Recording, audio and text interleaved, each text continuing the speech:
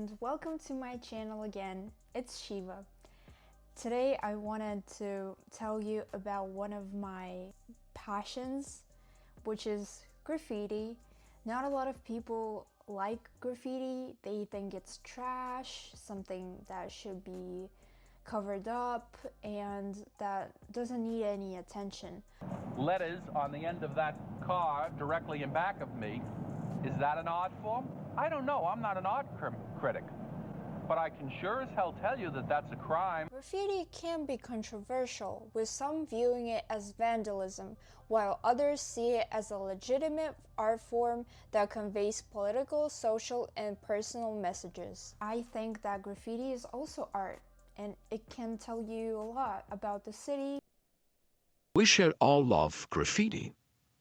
Okay, so who was the first tagger? How did graffiti appear?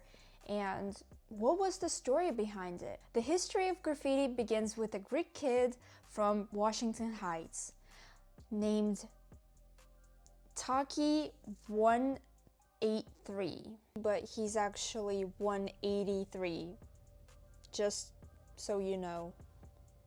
Taki was the first New Yorker to become famous for writing graffiti. His influence on culture cannot be overstated, as his simple yet distinct tag was one of the first to achieve significant recognition beyond local circles. In the mid-1960s, this 14-year-old boy was part of a teenage graffiti group from Washington Heights.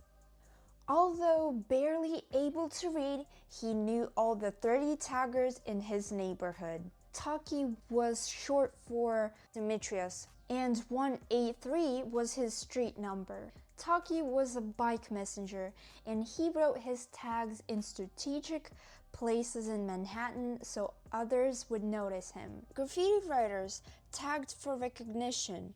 I would compare it to a secret handshake. It was about leaving a legacy, but with legacy comes fame. Taki had hundreds of imitators. On July 21st, 1971, his wish came true with an article in the New York Times. His work laid the groundwork for other legendary graffiti artists like Jean-Michel Basquiat. His tag was SAMO, S-A-M-O, short for same old shit. Haring and Cause, who would later transition their graffiti into fine art world. One of the best graffiti writers lives around here. He writes scene. What is it? S-E-E-N. We should all love graffiti. Were there any women? Yes, it was not just a male-dominated space. Taggers like Barbara, ABD, and Eva 63 were famous for tagging the Statue of Liberty, while Grape and Stoney were prominent in Brooklyn. The Statue of Liberty, these girls were fearless. There were even legends like Lady Pink. She was even featured in a film called Wild Style when she was very young. To be honest, I have a crush on her. She looks very cute in that film. Raymond, what you doing here?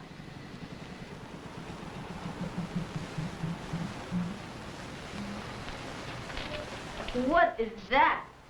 It's a painting. She was one of the few subway superstars who inspired a new generation of writers. There was this train era, let's call that, in the 1980s, and Pink was one of the girls who tagged with the guys. Graffiti is often seen as a male hobby because probably you need to run from the cops, it's dangerous, and you even need strength to climb the trains. But you know, there's always fearless women that exist. My respect to them. We should all love graffiti. All city is a term used to describe writers or taggers that have oversaturated the city with their art. I think that we can call these girls that for sure. Throughout the 1980s, New York City's subway system became a battleground for graffiti writers. Members of the MSK Mad Society Kings crew would create massive, colorful works on subway cars, leading to an escalation of competition between artists. Their distinctive style, characterized by bold, vibrant colors, intricate patterns, and innovative designs, set them apart from other graffiti artists of their time. Some of the most prominent members of the MSK gang include Saber.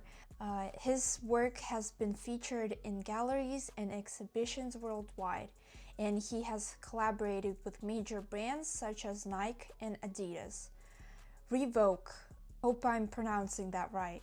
His work has been featured in prestigious art institutions such as the Museum of Contemporary Art in Los Angeles. Rhyme. He's just Rhyme. Yeah. While MSK was formed in Los Angeles in the late 1980s, some of its members did spend time in New York City and had connections with graffiti scene there. Over time, MSK artists have collaborated with New York City-based artists and have contributed to large-scale mural projects, installations, and street art events in New York. Their work has been seen in prominent areas like Brooklyn, Harlem, and Lower East Side, areas known for their vibrant street art scenes. This gang is still active in art world today, and many of its members continue to create art, although their focus has evolved from traditional graffiti to a broader range of street art and fine art. Graffiti in general is a very small niche community, so I wanted to mention some of the slang terms that they use. If you know some of these words and you think they are very common, I guess that you're very smart then, because I'm mentioning words that I didn't know before.